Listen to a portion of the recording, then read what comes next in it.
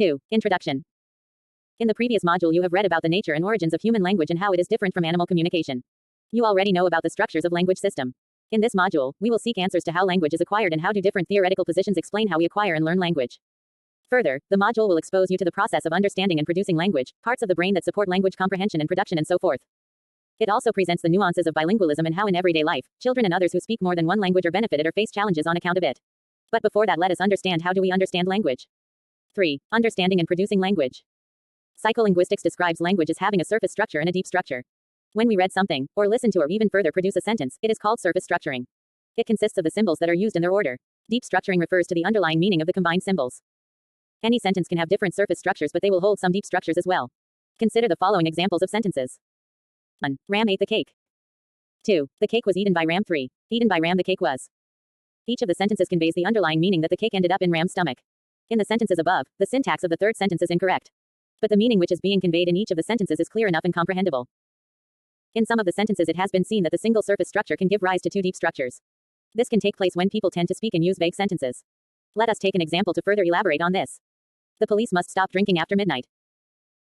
Psychology paper number 1, Cognitive Science. This sentence may either mean that police officers need to enforce a curfew designed to prevent citizens from drinking alcohol after midnight. Or it could mean that if police officers go out for few drinks after work, they need to wrap up their drinking by midnight. In our everyday life, we are continuously reading and hearing speech, therefore there is a shift from surface structure to deep structure. Deep structure is the way a sentence looks or sounds to a person to give its deeper level of meaning. After some time, it is generally seen that we tend to forget the precise words used in the sentence, but we are able to recall its essential meaning. Thus our expressions of thoughts are transformed to deeper structures. 3.1. Bottom-up and top-down processing. Brain plays an important role in recognizing and interpreting different patterns of stimuli. These stimuli could be the sounds of some speech, shapes of the letters and even the movements that create hand signs. The same method is used by linguists to understand the joint influence of bottom-up and top-down processing in assessing linguistic stimuli. In bottom-up processing, the elements of the stimuli are analyzed individually and are further combined to form a unified perception. When we read a sentence, the brain with specialized cells does the following. A. Analyze the basic elements, for example, analyzes the contours and the angles of lines which are present in the visual patterns. B. Feeds the information to other cell groups, which helps in perceiving the letters. Therefore the information received helps in recognizing the words, visual patterns of the letters which are first translated into some form of visual pattern and then into auditory codes. The building blocks for any sentence or its grammatical sequence. This is called bottom-up processing. In top-down processing, sensory information is interpreted in the light of existing knowledge, concepts, ideas and expectations. Perceptual expectations play a major role in top-down processing. It is basically people's unconscious expectations with which they hold and interpret visual patterns in light of those expectations. When we read a signpost, sometimes we misread it as per our own mindset at that time. This effect can also be seen in language, as its very nature involves top-down processing. We tend to process the words by writing, speaking and hear them actively with the help of vocabulary, grammar and other linguistic rules that are already stored in our long-term memory. Suppose there is a sentence which says, T_day I_ho__day, we can interpret the words without any difficulty. Today is a holiday, despite the absence of several letters which are basically bottom-up elements. This is possible because we have used our linguistic rules, which already exists in our memory system. However, in top-down processing we begin interpretation of a sentence spontaneously and automatically based on whatever information is available to us. We do not to wait until we have analyzed all the phonemes in a sentence in order to understand it. 4. Acquiring language. Acquisition of language is one of the most amazing events in human cognitive development. It is one of the most awesome universal human developments that grows at an extraordinary speed. Psychology paper number 1, Cognitive Science. Over the early childhood years, we are all aware that children grasp subtle nuances of human communication early in life. Children are able to differentiate between various phonemes. As far as language accomplishments go, babies as young as 2 months of age start making vowel-like noises called cooing. Beginning 6 months they begin babbling where they repeat long consonant vowel combinations such as bababa and nanana in long strings. By 2nd year of life, they begin to appreciate grammatical rules present in their language and begin the usage of 2-word utterances. By 3 to 5 years vocabulary expands and so does the knowledge of adult grammatical categories. When children enter school, the pool of words they possess has grown manifolds and they understand multiple uses of the same word in differing context. The vocabulary keeps building over the school years and the individual becomes a proficient language user. Children's language abilities raise some of the most puzzling questions about language development. How do children acquire such a vast vocabulary and complex grammatical rules in such a relatively short span of time? Is language a separate ability or one of the aspects of general cognitive abilities? How do children acquire language? Is it a function of one's genetic ability or does exposure to rich environment automatically feeds into language accomplishments?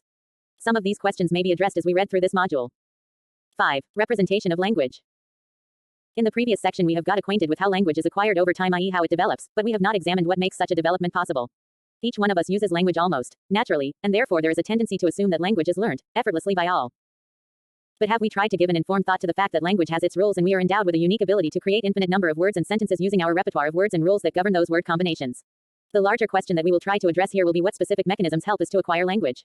Is language learned and influenced by experience, or is it a product of our biology? In the sections that follow, the theoretical positions taken by language scholars over language acquisition have been presented. Like other areas of human development, the nature versus nurture debate extends to the topic of language development as well. Some theorists strongly assert the role of environmental influences on the learning of language, and there are others who emphasize that the role that biology plays in language acquisition is much more defining and powerful. Although each group of theorists maintain their standpoints, yet most researchers acknowledge that both nature as well as nurture interplay and contribute in language acquisition. From here, we move on to understanding how each of these theorists argues on acquisition of language. 5.1. Environmental influences, the behavioral view. As mentioned above, certain language experts argue that experiences of a child in the context in which learning of language takes place can strongly influence language acquisition. One of the earliest explanations came from behaviorists like Skinner, 1957, who argued that language represents chains of responses acquired through principles of classical and operant conditioning. Miller and Dollard, 1941, including association, imitation, and reinforcement. Children learn language by associating words with meanings, objects, actions, and events. Upon hearing the word milk for the first time, the child does not know what it means. But when a child is given Psychology paper number 1, Cognitive Science. Milk and the word milk is uttered alongside, the child eventually learns to associate the word milk with the physical entity of milk. Likewise, the child's repertoire of words keeps building, in which each day a number of words keep adding. Figure 1. B.F. Skinner argued that children learn language based on behaviorist reinforcement principles. Along with association, children also learn the rules of word combinations and syntax of language through imitating adults and others in their environment. You may have seen young children tirelessly repeating words as adults around them pronounce these words. In addition to that, when children make their first attempts at babbling, which happen to resemble ma or da, the baby is reinforced or rewarded through smiles, hugs, and other culturally relevant forms of appreciation. This mobilizes the child to say mama more and more. When the child attempts communicating through language, she is encouraged and positively reinforced by those in his/her environment, and since it is a rewarding outcome for the child, the chances are that the behavior of uttering the words will be strengthened and repeated in future. Hence, environmental influences such as association, imitation, and reinforcement become instrumental in promoting and enhancing language development. However, behavioral views on language learning are not without resistance from other theorists who believe that the complex nuances of language cannot simply be picked up through positive reinforcement only. There has to be more to it that needs further exploration and verification. First, there are doubts at whether learning can account for such rapid rate at which children pick up words and rules governing the combination of those words. In addition to the rate at which language development takes place, experts question whether simply through imitation all the possible infinite combinations of words can be learned. The creativity with which each of the speakers uses words cannot be simply explained by any of the principles of behaviorism alone. Further, there are evidences that support the fact that children learn the syntax of their native language regardless of the fact whether they are reinforced for it or not. There seems to be certain orderliness and an apparent internal timetable for acquiring language. Behavioral view may not. Psychology paper number 1, Cognitive Science. Have been able to provide answers to some of the limitations raised above. Nevertheless, its contribution in describing the role of rich, supporting, and stimulating environment for language development is worth mentioning. The limitations left in the behavioristic explanations on language acquisition make us seek some of the answers through the biological basis. 5.2. Universal grammar, the biological view. There are evidences which support that we are biologically endowed with a capacity to acquire language. It has been observed across different human cultures that young children show signs of language development from early life. In fact, language competencies start developing while children are too young for formal instructions. The well-known linguist Noam Chomsky, 1957, is one of the pioneers who proposed that biology plays a significant role in language acquisition. Figure 2. Noam Chomsky was an American linguist who proposed the language acquisition device LAD in humans. Chomsky, 1957, criticized behavioristic explanations of language learning and argued that children all over the world are born with an innate language acquisition device LAD, which represents a biological endowment that enables the child to detect the features and rules for language, including phonology, syntax, and semantics. This view supports that children are pre-wired by nature with the ability to detect the sounds, follow grammatical rules and exceptions of particular languages. Chomsky asserted that we have an innate scheme for processing information and forming abstract structures of language. All children are born with a universal grammar, which makes them receptive to general grammar rules which are common to all languages. This view rests on the assumption that all the languages have certain common units such as nouns and verbs that are arranged in a systematic manner, such as subject followed by verb and so forth. Children instinctively know how to combine noun-verb to make a meaningful. Psychology paper number 1, Cognitive Science. They use phrases such as, boy eat, and seldom use, eat boy, which points to the fact that children seem to know the correct order of word combinations to make a meaningfully correct phrase. This innate biological ability or mechanism helps them to acquire language. There are observations that support the biological basis of language acquisition. Language development seems to follow a similar pattern across languages and cultures. Stages of language development are almost similar for children of similar ages, even though they are raised in different environments. Children respond to language stimulation and show responsiveness to human speech and sounds. All children engage in early communication through cooing and begin to babble around the same age. They make similar grammatical errors and master these over similar time periods. They use preverbal gestures to communicate their needs and states. Even those children who are deaf also make up their own language and gestures which seem to follow the basic rules of sentence formation. All these provide evidences that LAD indeed exists, although as an abstract construct and not as a physical part of the brain. The presence of a universal grammar in humans is further supported by brain research, which has been taken up in the subsequent section. 5.3. Neural system. Over many years of human evolutionary history, language development is relatively recent. Humans acquired language about 100,000 years ago, and this ability, which is considered uniquely human, gave humans an enormous edge over other animal species and thereby increased the survival of humans. Laughlin and Feldman, 2003. We know that the ability to speak and understand language requires vocal apparatus, but do humans also have specific areas in the brain that support language comprehension and production? Is ability to use language dependent on support from the nervous system? This question has intrigued language researchers for long. Studies have proven that language processing primarily occurs in the left hemisphere of the brain. Gaillard and others, 2004, Gazzaniga, Ivry and Mengen, 2002. There is evidence that there are particular regions in the brain that support language in humans. A major breakthrough occurred in 1861, while working on a patient who suffered injury to the left side of the brain. Paul Broca, a French surgeon, found that the patient could speak only one word, and that was tan, the name by which he later came to be called. Due to the head injury, Tan suffered from aphasia, a loss or impairment of language ability caused due to brain damage. The area of the brain that was damaged in Tan was in the left frontal lobe that directs the muscle movement involved in speech production. Individuals with damage in the Broca's area have problems in saying words correctly. Psychology paper number 1, Cognitive Science. Figure 3, left hemisphere of human brain with language centrest, Broca's area and the Wernicke's area. Source. In 1874, Carl Wernicke showed that a lesion in the left temporal lobe also affected language processing, but of a different sort than that tied to Broca's area. This is another area in the brain, damage to which can also impair language. This area, called Wernicke's area, is a portion of the left hemisphere's temporal lobe, and this is concerned with understanding language. Individuals with damage to Wernicke's area often produce fluent but incomprehensible speech, and they have difficulty comprehending words, i.e. they hear the words but cannot understand their meaning, and hence language comprehension, both written and verbal, is affected in such individuals. Kellinghaus and Luters, 2004. The discoveries of Broca's and Wernicke's areas and their role in language processing and production form some of the landmarks in understanding the neurological connections between brain and language. Yet, considering the complex structure of the brain and assuming that no matter how much we know about the brain, there is much more that remains to be explored. The sections above argued for a strong case in support of genetic basis of language acquisition. However, a controversial aspect of Chomsky's theory is that it ascribes a small role to children's environment in the development of language abilities. For him, the evolutionary history of the species makes language acquisition possible through language acquisition device LAD. Experience of language may be necessary, but this experience may play a restricted role in shaping language. Chomsky, 1987. It is contended that the experience of hearing a particular language also triggers a child's innate ability LAD to speak that language. Another perspective that has attempted to describe what accounts for language development is briefly mentioned underneath. 5.4. The cognitive perspective. The Swiss psychologist Jean Piaget considered acquisition of language within the context of a child's cognitive development. He argued that a child understands a concept prior to acquiring the particular language form associated with that concept. Until and unless the concept in question is clear, any usage of the word in a sentence is superficial. Thus, cognition plays a major role in language development. This can be explained through the concept of seriation. It is debated that there will be a point in the child's intellectual development when she can compare objects with respect to size. This means that the child is provided with a number of sticks or different pencils. She will be able to arrange them in order of size. Piaget suggested that a child who had not yet reached this stage will not be able to learn and use comparative adjectives like bigger or smaller usefully in sentences. Similarly, children who have not yet mastered object permanence, where children seem unaware of the existence of objects they cannot see, will not be able to use expressions like gone appropriately. The cognitive theory draws attention to the large increase in children's vocabulary at around the age when children master object permanence, and thus suggests a link between object permanence and the learning of labels for objects. Psychology paper number 1, Cognitive Science. Connections of the type explained here are possible to trace during the first year to 18 months, but as a child continues to develop, so it becomes harder to find clear links between language and intellect. Some studies have focused on children who have learned to speak fluently despite abnormal mental development. Syntax in particular does not appear to rely on general intellectual growth. Hence, it is neither the innate genetic cognitive ability nor environment in isolation which can fully explain how language is acquired. It is the interaction of both these aspects that can probably be able to provide a more comprehensive view of language development, and the same is presented below. 5.5. The interactionist perspective of language acquisition. Interactionist approaches to language acquisition challenge the dichotomous positions that grew out of Skinner-Chomsky debate over language acquisition. It emphasized that higher levels of development emerges out of constructivist interactions between biological predispositions and environmental factors. An active child, well endowed for acquiring language, observes and engages in social interaction with others. Children have a strong native desire to interact and relate the form and content of language with its social meaning. Brunner, 1983, Locke, 1980, and others have suggested the role of adults in shaping the child's environment of communication and language inputs. Brunner suggested that the language behavior of adults when talking to children, referred to as child-directed speech, is specially adapted to support acquisition of language. Parents and other adults scaffold Vygotsky, 1962, for the child's language learning. Brunner coined the term language acquisition support system, or LAS, in response to Chomsky's LAD. Further, Locke, 1980, asserted that each child must reinvent language for himself or herself with the help of those who already know how to use language. Therefore, the ways in which parents interact with children help increase their vocabulary and expedite development of language skills. Both Brunner and Locke's proposals resonate with Vygotsky's ideas on language. Interactionist theories have also not escaped criticism, as they stress that language competencies grow out of communicative experience.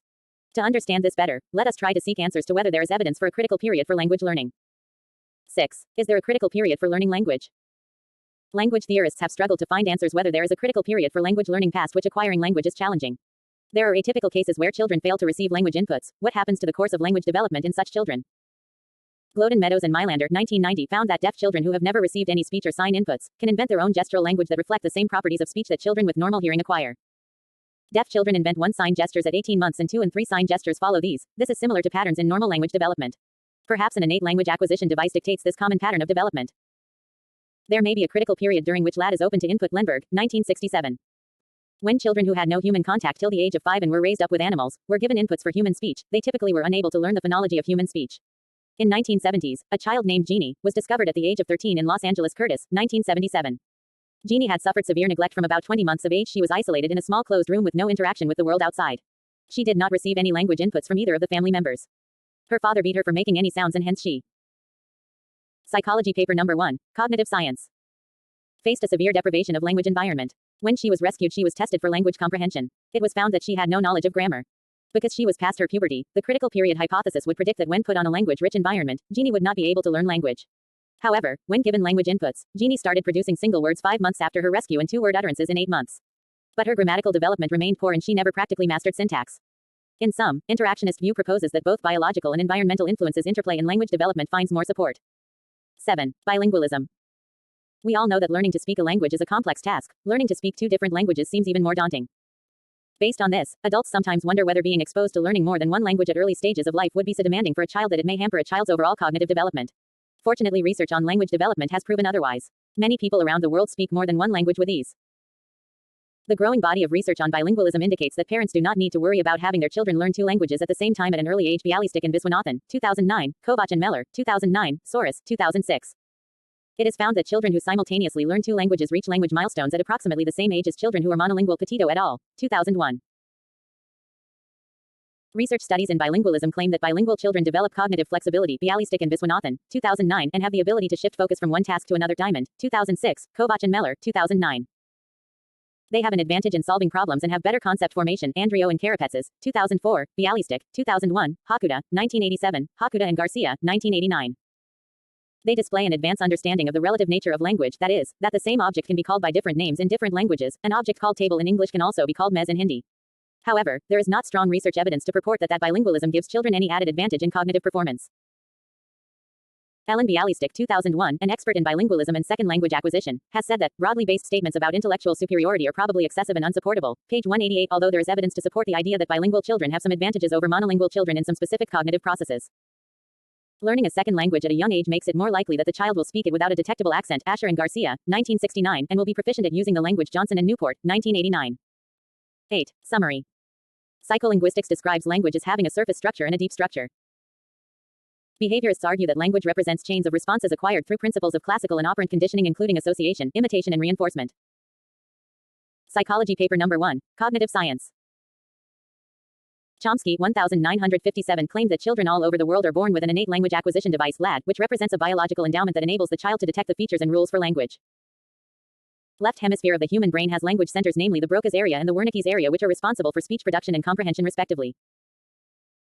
Cognitivists believe that language is just one aspect of intellectual development and that a child understands a concept prior to acquiring the particular language form associated with that concept.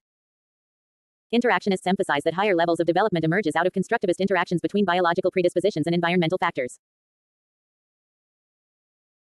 Psychology 2. Introduction. In the previous module you read how language is acquired and produced. It also acquainted you to the contributions of different perspectives on language acquisition. The module also highlighted how neural system supports language comprehension and production. By now it may have struck you why are cognitive psychologists interested in words and reading. In the present module, building on the foundation laid by the previous modules, we will try to seek answers to what is language comprehension in depth. We will also read about word recognition, sentence and discourse comprehension, and finally reading speed. This will probably help in evoking in us an appreciation for the aforementioned from a cognitive science lens. Let us read about each one of these in the following sections. The question that comes instantly to our mind when we think about language comprehension is, what do we need in the first place to comprehend a sentence? And almost naturally comes the response to this, and that is, recognition of words.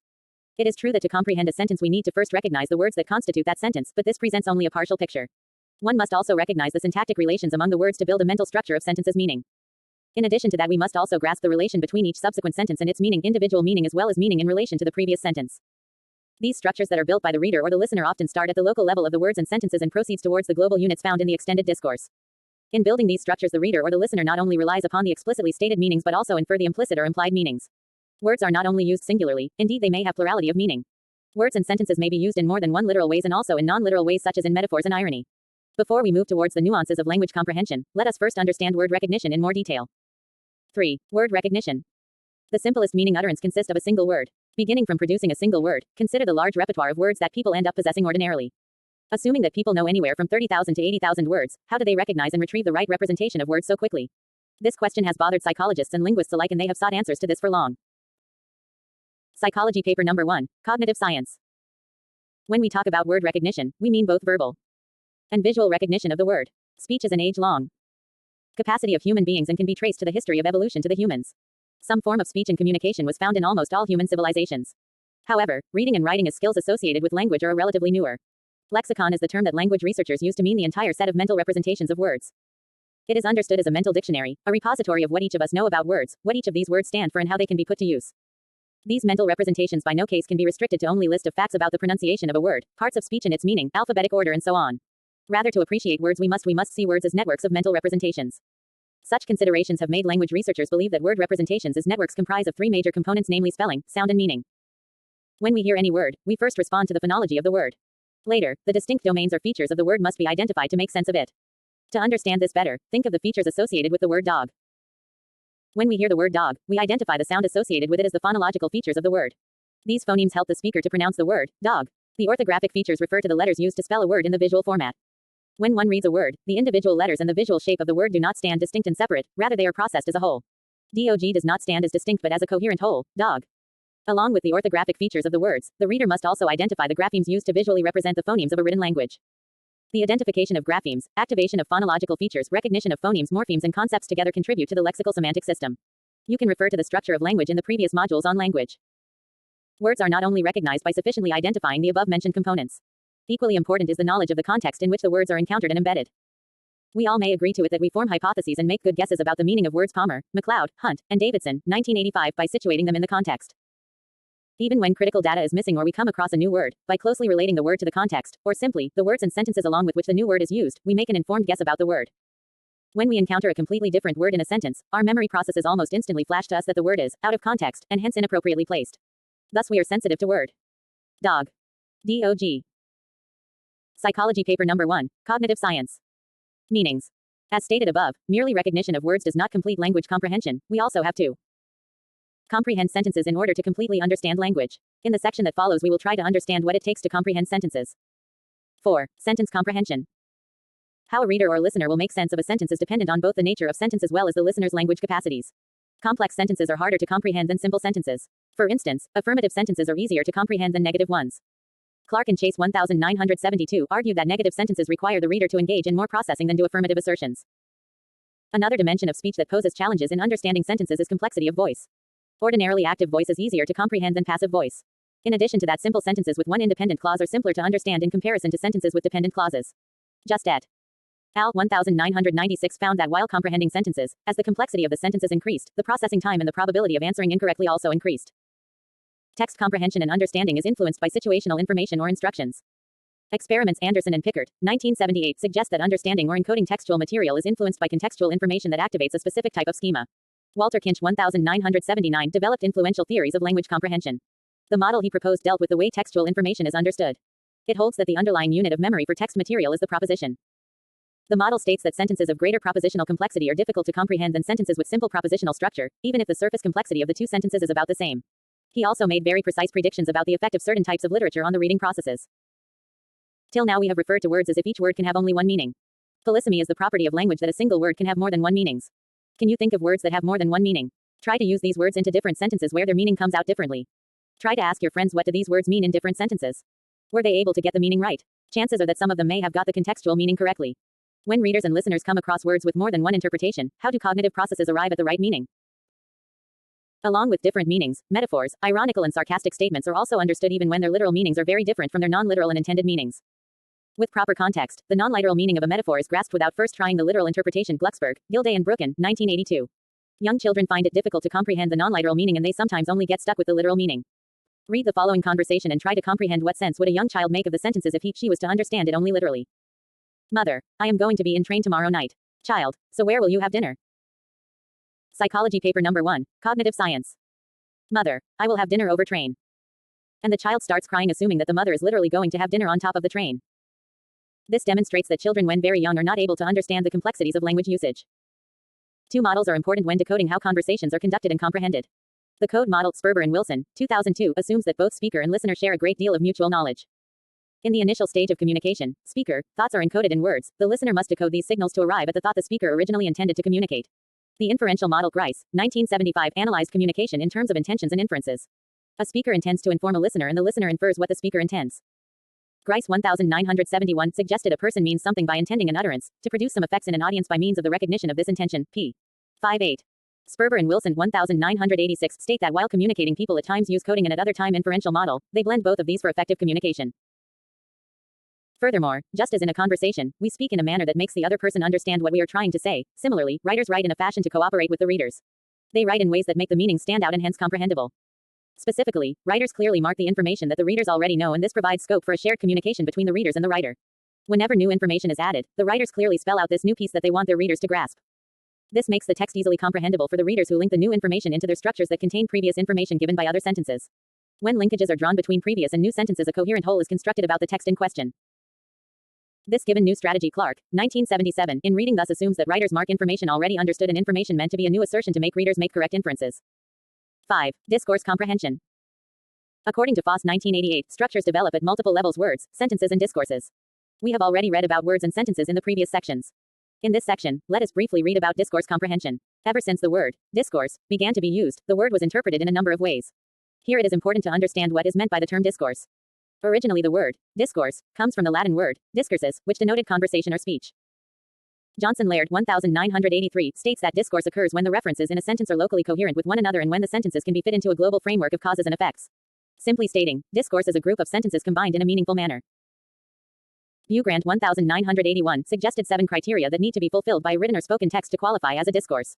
These include cohesion, grammatical relationship between the parts of the sentence required for interpretation, coherence, the order of the statements and how they relate to each other. Psychology paper number 1, Cognitive Science. Intentionality, whether the message is conveyed deliberately. Acceptability indicates whether the audience approves the communicative product is satisfactory. Informativeness, whether some new information is getting added in the discourse.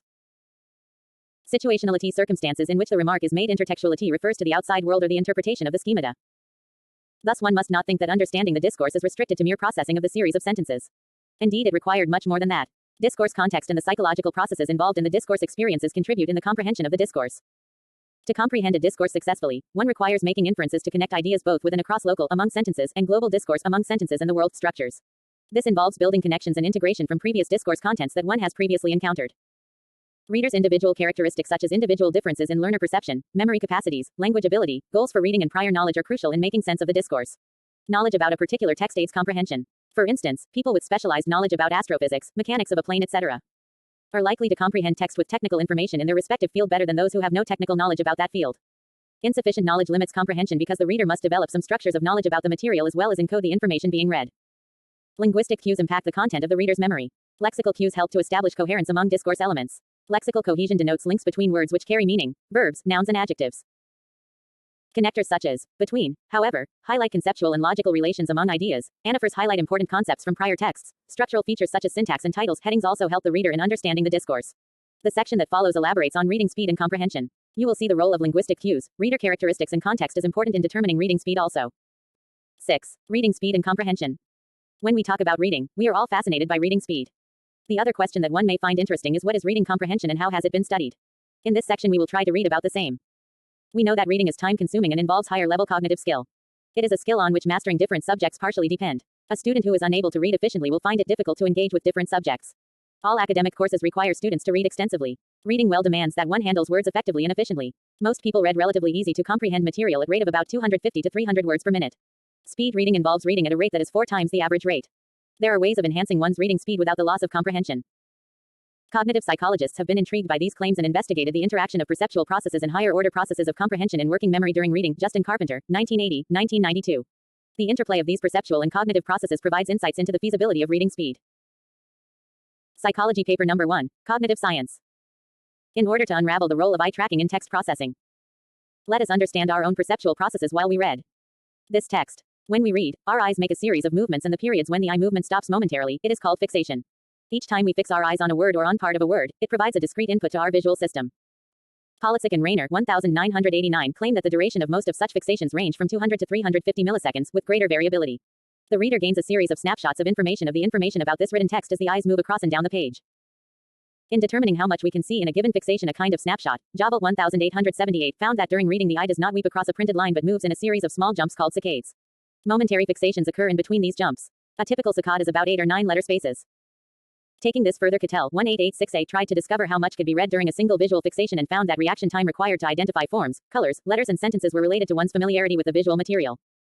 In also proved that when people are exposed to a series of letters and words for as less as 10 milliseconds, the capacity to report letters was dependent on how close the sequence of the letters approached a meaningful sequence, i.e. a word. The next question that comes to mind is, how are some people better readers than others? How do we train for speed reading? As a reader, you may have yourself employed some strategies for this. We sometimes scan our index finger across the line of the text and move it forward without pausing it. If the eyes keep up with the forward movement of the finger, then referring to the backward text is avoided. This supposedly increases the speed of reading. While training for speed reading, the reader is instructed to avoid making regressive eye movements. Instead, the speed reader tries to focus forward at a rapid rate. Training regimens at times present words or sentences on a computer screen in a sequential manner, and the earlier text disappears from the computer screen. This avoids the possibility of looking back at the earlier text at a later point of time. This is not to say that backward referencing is unproductive. It is actually beneficial in cases where ambiguities have to be resolved in order to fully comprehend the text.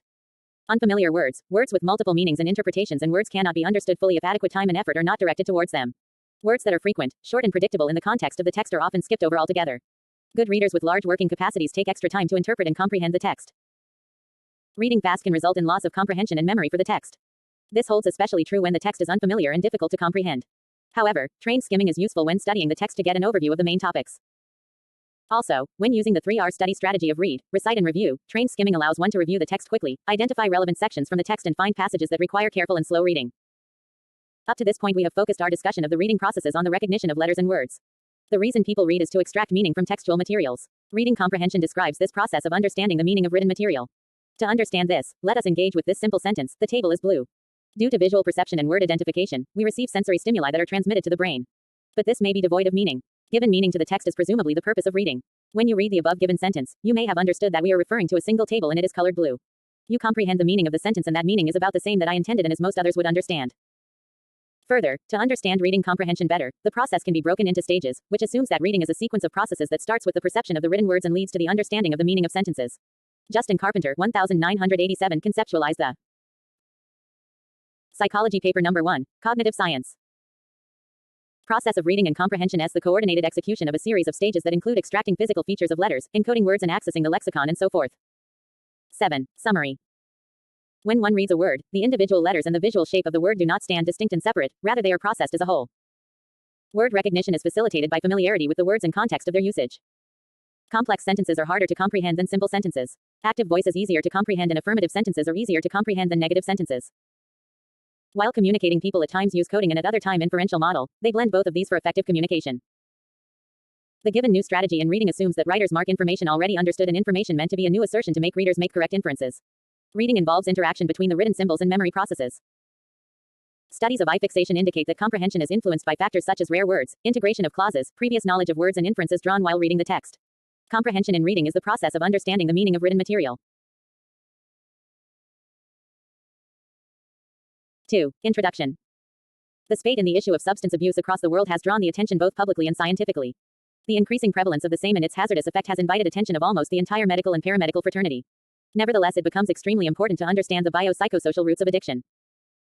Considering the psychological perspective, addiction is viewed as a disorder of altered cognition. Drugs carry capacity to seriously alter various functions such as attention, memory, perception, reasoning, inhibitory control, etc. that contain cognitive component. With continued drug use, cognitive fluctuations surface that reinforce the drug abuse and hinder factors that promote abstinence. Reviewing the neurological perspective, drug use is believed to alter the functioning of the brain regions such as prefrontal cortex, striatum, amygdala and hippocampus. Kelly, 2004, Lemoel and Koob, 2007. Consequently, effects are primarily viewed in areas of executive functions, attention and memory. Declarative memory involved in the construction of self-esteem seems to be strongly affected by the use of drugs. Eichenbaum, 2007, Kelly, 2004. Such alterations thus strongly hypothesize the robust link between addiction and cognition. Since in the previous modules, the concept of cognition is deeply discussed, in the present module we will primarily focus on introduction to the concept of addiction, causes and treatment. In the following modules, the vital link between cognition and addiction and vicious circularity of cause and effect will be extensively explored. Drug abuse disorder occurs primarily when a person displays physiological need for a substance drug to function normally. Further, abruptly stopping the substance leads to withdrawal symptoms. Alcohol abuse and dependence are major problems and emerge as a near-fatal psychopathology also. Like various other psychiatric disorders, etiology of drug abuse and dependence involves multitude of factors. Nevertheless, variety of risk factors increase the likelihood of developing a dependency disorder. Addiction is a multifactorial disease caused by predisposing and precipitating factors. It emerges out of interaction between host person addicted to the substance agent, the drug, and environmental determinants. Psychology paper number 1 Cognitive Science. Module number 31 Introduction to Drug Abuse. In nutshell, vulnerability to drug abuse increases with individuals who may suffer with mood disorders, personality disorders, or psychotic disorders.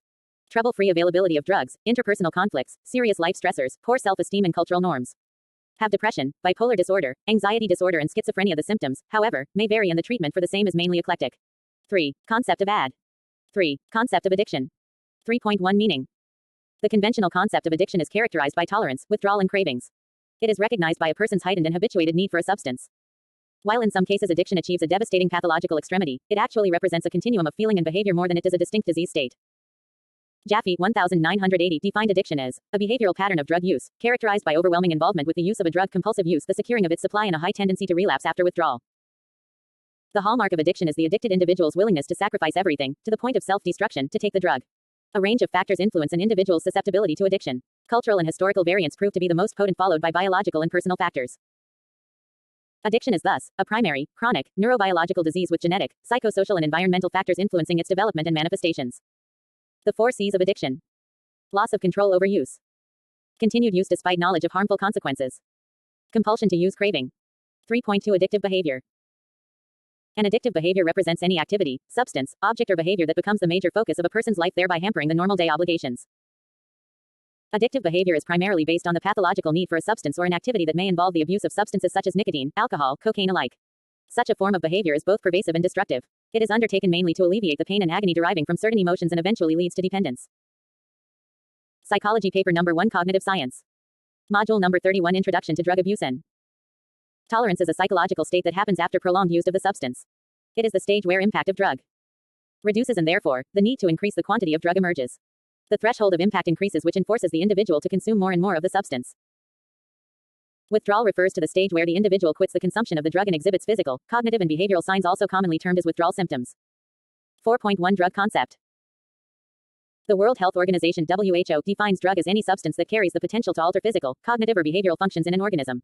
The presence of drugs in many cultures dates back to historic origins and pervades till present. 4.2 Drug use and abuse. It is essential to delineate the use of a drug from abuse. Drug use is understood as consumption of a drug that does not impact the health negatively. The consumption of a drug becomes abusive at the appearance of dependence, a pattern of psychological responses where a substance becomes a prerequisite for an individual's existence. This term is linked to tolerance, which refers to increased threshold to sense the desired effects of drug as a result of prolonged use of the substance.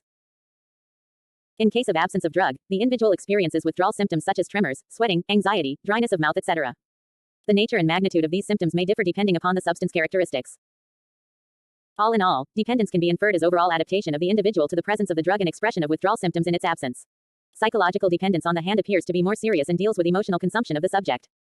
The substance in such case is used to deal with emotional factors such as sadness, stress, dissatisfaction. However, the person does not require the substance physiologically. This may emerge as a function of different context or social grounds. Persistent use of drugs proves harmful. They act on the central nervous system, affecting the neuronal receptors and the synaptic transmission. 4. Drug use and abuse. Psychology paper number 1 Cognitive Science. Module number 31 Introduction to Drug Abuse. Fig 2. Delineating the difference between drug use, drug abuse and drug dependence. Source. Adapted from American.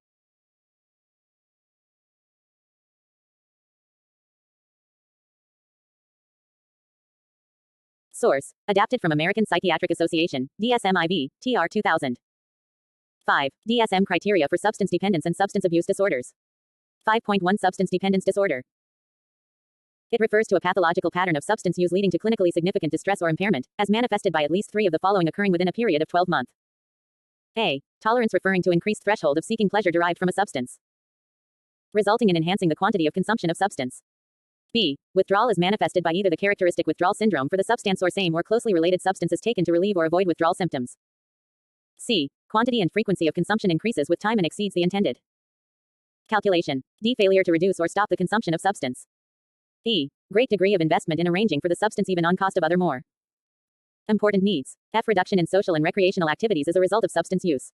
G. Recurrent use of substance in spite of physiological or psychological aberrations. Consuming a drug from time. Consuming the drug despite its adverse effects. Building a tolerance for the drug. Characterized by withdrawal. Psychology paper number 1 Cognitive Science. Module number 31 Introduction to Drug Abuse and 5.2 Substance Abuse Disorder. A pathological pattern of substance use leading to clinically considerable impairment or distress, as expressed by at least one of the following occurring in a tenure of 1 year. 1. Persistent use of substances causing difficulties in work, interpersonal relations and social functioning. 2. Continued use of substance even in physically hazardous conditions such as driving or climbing a mountain. 3. Repeated legal hassles as a result of continued use of substance, e.g. arrest for misconduct. 4. Persistent use of substance even with increase in social and personal dysfunctions. B. Individual did not exhibit symptoms or problems that have met the criteria for substance dependence for the class of substance. Addictive disorders such as substance abuse emerge as common as psychopathology in most of the cultures. Addictive or substance-related disorders pave way for conditions that involve organic impairments. Such features emerge from toxic composition of the substance or alterations in the brain activity or simply due to vitamin deficit. Addiction affects physiologically by decreasing the sexual inhibition and simultaneously lowering sexual performance. Lapses in the memory are also observed frequently. In addition, chronic fatigue, oversensitivity and depression are common. Drug addiction is not a simple problem. It complicates an individually physiologically, socially and economically. It has implications on individual, family and the overall society. Addiction is characterized by repetitive use of substance irrespective of its hazardous effects. It leads to serious interpersonal, professional and health risks. It has also been observed to be a major cause of domestic violence. Addiction eventually leads to dependence. Drug dependence means that a person needs a drug to function normally. Abruptly stopping the drug leads to withdrawal symptoms. 6. Implications of addiction. Psychology paper number 1 Cognitive Science. Module number 31 Introduction to Drug Abuse and Abuse and dependence are a primary cause of almost half of fatal accidents that happen every year. Brewer, Morris et al., 1994. Frequent consumption of drugs significantly lowers performance on cognitive tasks such as problem solving and the other complex tasks. Pickworth, Rohrer and Fant, 1997. Hence, the depreciating index of an individual with substance abuse is on multitude of parameters. The average lifespan of person alcohol dependence is about 12 years less than any individual without it. 6.1 Treatment. Prior to commencement of any intervention plan, following should be checked. 1. Comorbidity of any other psychopathology. 2. Evaluation of motivation for treatment. 3. Evaluation of premorbid personality of the patient. 4. Checking status of current and past social, work, interpersonal functioning. The choice of treatment is between detoxification and treatment of alcohol dependence, which assume high correlation. 6.1.1 Detoxification. This intervention alternative focuses on removal of alcohol symptoms produced as a result of toxin in the body. The method suggests that the most appropriate way to withdraw from any type of addiction is to do it just suddenly then gradually. The common time frame of uncomplicated withdrawal symptom is 7 to 14 days and the most strong challenge for the intervention is to manage such withdrawal symptoms. This intervention also includes drug treatment used in normative strength with the amount of dose gradually decreasing prior termination expectantly on the 10th day. In addition, vitamins such as vitamin B specifically should also be administered and care of hydration should also be taken. Although detoxification is manageable in outpatient departments, however, hospitalization is warranted for certain serious cases. Such patients may exhibit following symptoms. 1. Signs of delirious activity, shivers, automatic hyperactivity, disorientation or perceptual aberrations. 2. Comorbidity with other psychiatric or neurological symptoms or disorders. 3. Low physical strength as a result of chronic alcoholism. 4. Inability to control alcohol consumption in domestic environment. Psychology paper number 1 Cognitive Science. Module number 31 Introduction to Drug Abuse and 6.1.2 Treatment of alcohol dependence. Post-detoxification, intervention may focus on any of the following. 1. Behavior therapy. The most commonly used behavior therapy is aversion therapy involving sub-threshold electric shock. The other techniques of therapy assisting aversion technique may include covert sensitization, prevention and response delay, relaxation strategies, assertiveness training, self-control skills, reinforcement schedules. 2. Psychotherapy. Supportive psychotherapy and individual psychotherapy are suggested with such patients. The patients should be well informed about negative effects of alcohol use and should be encouraged to assume his personal and social duties. 3. Group therapy. This involves creating and working with voluntary self-help groups such as AA, Alcoholic Anonymous. Such groups help the patient to inspire and learn from the progress of other group members and also share difficulties encountered during the treatment. 4. Deterrent agents. The deterrent agents are also called alcohol sensitizing drugs such as disulfiram. In sensitive patients who have consumed abundant amount of alcohol, disulfiram use can be threatening if not monitored in proper way. Therefore, the treatment is done in controlled environment of hospital to monitor complete absence of alcohol as it produces serious hazardous effects with disulfiram. 5. Drug treatment. A variety of anticrabbing agents, antidepressants, antipsychotics and mood stabilizers are used to deal with such patients. Anticrabbing medicines can prove to reduce the urge for substance while antidepressants can be used to deal with feeling of lowness and emptiness inside. Mood stabilizers are also used to deal with intense fluctuations of the mood and aggression also. Medications are generally combined with psychosocial rehabilitation to make the intervention most effective. 7. Summary. A drug is simply a chemical substance that has known biological effects on humans and/or animals. Drug abuse and dependence are among the most common and serious health concerns. Consumption of drugs is dangerous, not only because they impair physically, but also limit cognitively. Intoxication of drug leads to a variety of personal, social, and occupational problems. Dependence occurs when an individual adapts to the substance and experiences withdrawal symptoms in absence of substance. Multitude of factors are vital in the etiology of drug abuse and dependence. Psychology paper number 1 Cognitive Science. Module number 31 Introduction to Drug Abuse and Implications of Addiction are immense. The treatment of the same involves focus on detoxification and use of psychotherapy. In the previous module, we learned about the meaning, causes, and treatment of addiction. However, just for revision and a better orientation, an overview of notion and characteristics of addiction is given in brief. The present module throws light on daily life substance and behavioral addiction. For each of the types of addiction, the substances have been classified into various categories such as stimulants, depressants, hallucinogens, or inhalants. The physical, cognitive, emotional effects of each substance have been stated. Also, the condition and symptoms of withdrawal from a substance or a behavioral habit have also been attempted. Considering the diversity and heterogeneity in the types of addiction, the text aims to highlight only important substances which are more common as daily life addictions. 3. Addiction. Addiction is a complex disease. It has biological, psychological, and sociological implications. It leads to chemical dependency, thereby magnifying the social and emotional problems of the victim. It is primarily characterized by loss of control due to the imbalance caused in the chemical composition. Such biochemical changes prove selfish to the brain. The brain repeats the pleasurable experiences and avoids pain, but automatic brain mechanisms do not think behavior to its conclusion and do not learn from delayed negative outcomes. Addiction is complex, lifelong, familial, and incompletely curable. Addiction is believed to be a chronic mechanism of reinforcement system and circuitry on the brain. The biological structures in the brain involved in the process of addiction primarily include the interaction among the nucleus accumbens, basal forebrain, anterior cingulate cortex, and amygdala. The interface between the frontal cortex and the reward, motivation, memory substrates formulate the addiction cycle and promotes symptoms such as perceptual errors, impulsivity, and poor judgment. Since frontal lobe development continues till early adulthood, an untimely exposure to substance may lead to poor prognosis and delayed restoration of healthy behavior. Genetic endowment also bears a strong correlation with acquisition of addictive behavior. Environmental factors such as conditioning, abstinent family, moral development interact with genetic predispositions and may increase the resilience towards addictive behavior. Poor support system and dysfunctional interpersonal relationships may initiate the process of abuse and dependence. Cultural norms, social acceptability, and peer pressure may also act as strong precursors to addictive behavior. Initial exposure to strong stressors such as financial crisis, loss of loved one, and traumatization may trigger disruptive behavior. A poor self-image, self-esteem, and disrupted connection with self acts as psychological predisposers and perhaps. Psychology paper number 1, Cognitive Science. Increase the addictive vulnerability.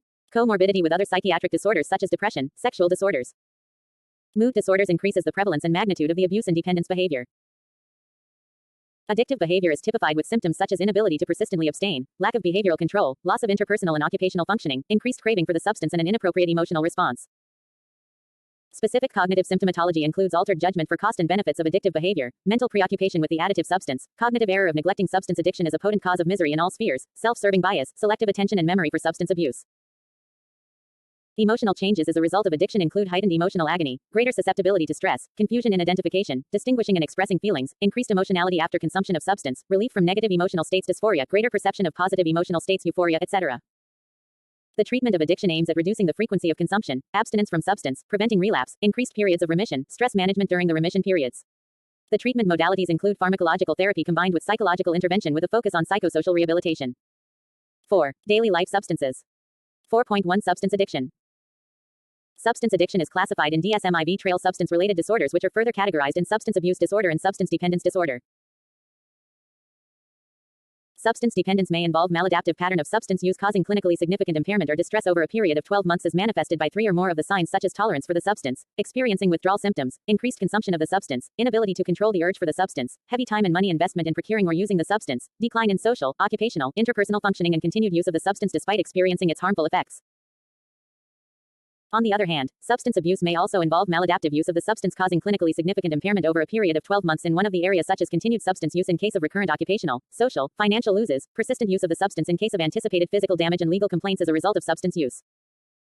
The neurobiology of substance addiction implicates different brain regions involved in substance abuse and dependence.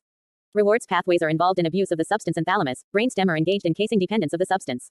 Hence, it is quite possible to be dependent on the substance and yet not be a compulsive abuser of the same. Substance dependence or abuse can be caused by various potent substances which are broadly classified as stimulants, depressants, hallucinogens, prescription drugs, and inhalants.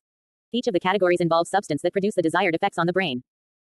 Some of the substances are legal drugs, given acceptance by the law for purchase and consumption such as alcohol, caffeine etc., whereas some are illegal drugs not consented by law for purchase or consumption such as heroin or cocaine. Psychology paper number 1, Cognitive Science. 4.1.1 Stimulants, alcohol, caffeine, nicotine, cocaine. As the term suggests, stimulants produce physical and cognitive stimulation or arousal to the human. The short-term effect of stimulant increases alertness, attention, blood pressure, pulse and respiration. However, long-term effects can be dangerous, which may lead to strong addiction, irregular heartbeat and respiratory diseases. Initially, stimulants were used to treat various physical and neurological ailments, but its medical use has now declined. In recent times, it is only used to treat ADHD or depression when other treatment modalities seem to have failed. Stimulants are of various types such as alcohol. The most common stimulant used is alcohol, which involves ethyl alcohol, widely used in beverages. Alcohol produces pleasantry effects and alters the filtration process of the brain. It impacts the information processing capacity, slows down mental functioning, slurs speech, increases emotionality, establishes poor motor control, reduces physical and cognitive inhibitions. The personal and social consequences are also equally hazardous. Many of the abusers experience divorce, unemployment and exercise domestic violence. It doesn't take much when social or occasional drinking turns into a drinking problem or addiction. The symptoms that define the line of distinction are developing tolerance of the substance, experiencing withdrawal symptoms in case of absence of the substance, engaging with legal problems because of alcohol, losing control over drinking, giving up important activities as a result of alcohol use. Dealing with alcohol addiction involves use of medication, intense counseling and therapy, use of support groups and rehabilitation of the addicts. Caffeine. The chemical compound is found in many commonly available food and drinks. Caffeine content ranges from 4 to 160 mg in drinks. It is also present in certain pills and painkillers. The consumption of caffeine is often promoted socially. Further, negative effects result primarily from overconsumption and are characterized by intoxication. DSM-IVTR describes caffeine-induces organic mental disorder caffeinism as involving symptoms of restlessness, nervousness, excitement, insomnia, muscle twitching and gastrointestinal complaints. It acts as a stimulant to central nervous system and its regular use can cause mild physical dependence. It follows the ingestion of caffeine, containing substances such as coffee, tea, cola and chocolate. The symptoms of withdrawal include headache, low mood, irritability, anxiety and concentration problems. Nicotine. Alkaloid nicotine is the chief active ingredient in tobacco. It is found in items such as cigarettes, chewing tobacco and cigars. Nicotine dependence syndrome is observed widely and majorly amongst adolescents. It is observed that nicotine stimulates the brain reward pathways in the circuitry that initiates the pleasantry effects in the brain. Also, it is found to increase the levels of dopamine, which regulates the emotional levels. Nicotine smoking spreads instantly within 10 seconds on inhalation and dissipates also quickly, as a result of which the addict has to increase the amount of the substance to maintain the desired effects. Diagnostic criteria for nicotine addiction involve daily increased use of nicotine for at least several weeks. The following symptoms after nicotine ingestion is stopped or reduced: craving for nicotine, irritability, frustration or anger, anxiety, difficulty concentrating, restlessness, decreased heart rate and increased appetite or weight gain. Other withdrawal symptoms include headaches, decreased metabolic rates, tremors, impairment of performance, etc. The withdrawal symptoms continue usually for several days to several weeks. However, timely interventions via programs, social support, self-direction and other cognitive, behavioral strategies prove helpful. Psychology paper number 1, Cognitive Science. Cocaine. Cocaine is an extremely addictive drug categorized as high-risk, dependency and abuse stimulant. The effects of cocaine depend on the method of ingestion. It can either be snorted, i.e. through the nose, or mixed in water, or directly ingested into the veins. The common form of street cocaine used is called crack, which is generally inhaled with pipe. The use of cocaine, like other addictions, stimulates the reward pathways of the circuitry and increases the available dopamine levels in the brain. With the recurrent use of the substance, the addict develops a tolerance and tends to use greater and greater amount of the substance to have the pleasantry effect. Cocaine, when used with other drugs such as amphetamine or marijuana, produces all the more physical and psychological hazardous effects. The symptoms of cocaine addiction involve irritability, restlessness, headache, anxiety, paranoid psychosis, hallucinations, mouth ulcers or severe tissue damage. The effect of cocaine addiction involves vulnerability to heart attacks, strokes, metabolic disorders, respiratory disorders, skin allergies, and in severe cases it can prove fatal as well. The treatment focuses on complete abstinence, relapse prevention and rehabilitation of the addict. 4.1.2 Depressants, benzodiazepine, barbiturate, heroin. Depressants are substances that produce inhibition in central nervous system. As a result, it leads to drowsiness, increased inhibitions, slowness, sleep, etc. They are also called downers as they slow the brain process, alters perception, produces attention and memory deficits, fatigue, heart rate, etc. Withdrawal symptoms of depressants include delirium, weakness, insomnia, confusion, hallucinations, seizures, etc. Common daily life depressants used are benzodiazepine, barbiturates and heroin. Benzodiazepine. It is one of the oldest forms of tranquilizers given to treat problems such as anxiety, insomnia, psychosis, muscle relaxation and to enhance anesthetic effects. The drug is available with familiar names such as diazepam, lorazepam, Xanax, etc. This drug generally acts on the central nervous system and slows down the brain activity, produces sedation and reduces anxiety. The symptoms of addiction include developing tolerance for the drug, experiencing withdrawal symptoms, increasing the amount of the substance consumed. Excessive use of the drug may involve confusion, weakness, drowsiness, judgmental errors, respiratory diseases, poor motor coordination, slurred speech and blurred vision. In spite of the useful effects of the drug such as relaxing and calming, the addiction of the drug produces harmful effects. The addict person generally denies the addiction and suffers with psychological dependency than physical dependency. The treatment of the addiction involves medical intervention with the use of antidotes such as flumazenil. Gradual withdrawal and prevention of seizures remains at the focus of treatment. Use of rehabilitation centers in case of chronic cases can prove helpful. To overcome the psychological dependency, cognitive behavioral therapy is suggested. Barbiturate. This type of drug falls under sedative hypnotic class of medicines and are usually available with names as downers, goofballs, yellow jackets, etc.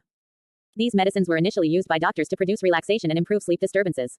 But with the heightened use of the drug, they realized that it produces effects similar as coma or death. Since then, the use of the drug was restrained and was replaced by benzodiazepine. The drug works by enhancing the functioning of inhibitory neurotransmitter GABA, which then relaxes the brain and calms the body. The symptoms of addiction include tolerance, impaired judgment, confusion dependence, psychosis, blurred vision, slurry speech, hypotension, poor motor coordination, irritability, depressive mood, respiratory problems, etc. The long-term effects of the drug include interpersonal relationship problems, seizures, attention and memory deficits, coma, liver. Psychology paper number 1, Cognitive Science. Disorders, heart problems and death. The withdrawal symptoms include delirium, convulsions, irritation, anxiety, sleep disturbances, hallucinations, general weakness, etc. Detoxification and gradual withdrawal from the substance combined with cognitive behavior therapy may prove as an effective treatment plan. Heroin. Just as barbiturate, heroin is also considered as a downer, which works in the same fashion and produces a relaxing effect in the brain. It also produces euphoria and blocks the ability of the brain to sense pain. The consumption of heroin can be through snorting, drinking, or injecting. The initial signs of heroin consumption at home can be traced through excessive purchase of needles or syringes, plastic bags with residue, aluminum foil with burn marks, etc. The signs of the heroin abuse include increased sleep, drowsiness, decreased attention, memory loss, lack of motivation, decreased self-esteem.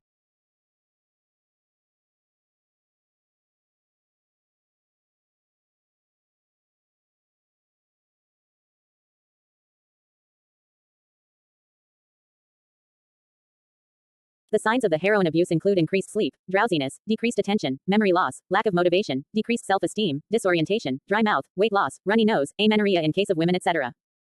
The side effects of heroin dependence involve delirium, depression, heart problems, blood clots, pulmonary diseases, seizures, liver disorders, etc. The treatment of heroin addiction is not suggested at home but rather at rehabilitation centers where detoxification, abstinence, relapse prevention can be appropriately seen. 4.1.3 Hallucinogens, ecstasy, LSD, PCP. Hallucinogens are extracts of plants which have been religiously and ritualistically used. They contain nitrogen classified under alkaloids which resemble the structure of original neurotransmitters such as serotonin, acetylcholine. It works by binding the receptors of the imperative neurotransmitter in the brain and produce psychedelic effects. Excessive use of hallucinogen drugs lead to perceptual distortions, emotional irregularities, cognitive deficits, and physical damage. Common hallucinogens used are ecstasy, LSD, and PCP.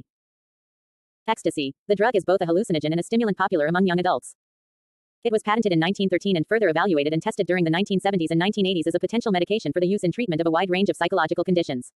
The drug is a combination of MDMA, an acronym for methylenedioxymethamphetamine, and other adulterants such as caffeine, cocaine, or methamphetamine. It is an illegal drug and exhibits both stimulant and psychedelic properties.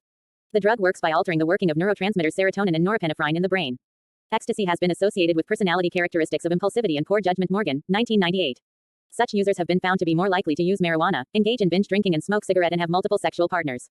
Literature reports negative psychological and health consequences of using ecstasy. Further, the use of ecstasy has been found to be associated with memory impairment, irritability, aggression, sleep disturbances, reduction in mental abilities, etc.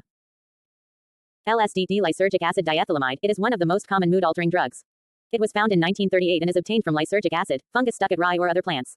It is generally sold in tablets, capsules, or liquid form and is thus consumed orally. The effect trips are generally stayed for 12 hours followed by deep sleep at times. It also impacts the serotonin levels in the brain, controlling the behavioral, perceptual, and regulatory systems of the body. The psychological effects of LSD are stronger than the physical signs. Delusion, visual hallucinations, emotional swings, multiple sensations, perceptual confusions are common signs of LSD abuse. The physical side effects of using LSD involve dilated pupils, increased heart rate, hypertension, weight loss, tremors, sweating, etc. Psychology paper number 1, Cognitive Science. PCP, phencyclidine. It is a white crystal powder easily soluble in liquids. It is easily found in form of tablets, capsules, and powder form which can be snorted, smoked, orally consumed, or intravenously injected. It has a bitter chemical taste and is often mixed with leafy material for its consumption. Its effects stay for 4 to 5 hours. It was initially used as strong anesthetic but later discontinued because of its hazardous effects. It is considered to be a dissociative drug as it severely alters the perception and causes depersonalization at times. Use of PCP causes symptoms which are similar to schizophrenia at times such as hallucinations, delusions, paranoia, memory loss, mood swings, attention deficits, speech difficulties, etc. Long-term use of PCP includes breathing difficulties, sweating, numbness, nausea, vomiting, loose motor coordination, seizures, coma, etc. Development of anti-PCP antibodies and behavioral intervention supports the treatment modality for the abuse of PCP. 4.1.4 Inhalants. Nail polish, glue, eraser fluid, gasoline. Inhalants are referred to as wide variety of substances such as solvents, gases, aerosols, nitrites which are consumed only through inhalation or snorting with the nose. Various daily life substances such as paints, fluids, petrol are generally inhaled. The abuse of such substances is more by the adolescents and teenagers. It works by slowing down the central nervous system and produces physical, emotional, and cognitive errors. Key signs of inhalant abuse include euphoria, dizziness, slurred speech, poor psychomotor coordination, hallucinations, delusions, etc. Repeated excessive use of inhalants may result in poor inhibitory control, confusion, drowsiness, nausea, etc. With the recurrent use of spray, paints, dewaxers, hearing loss may emerge as a very significant effect. With the abuse of gasolines, peripheral neuropathies of feet and hand and susceptibility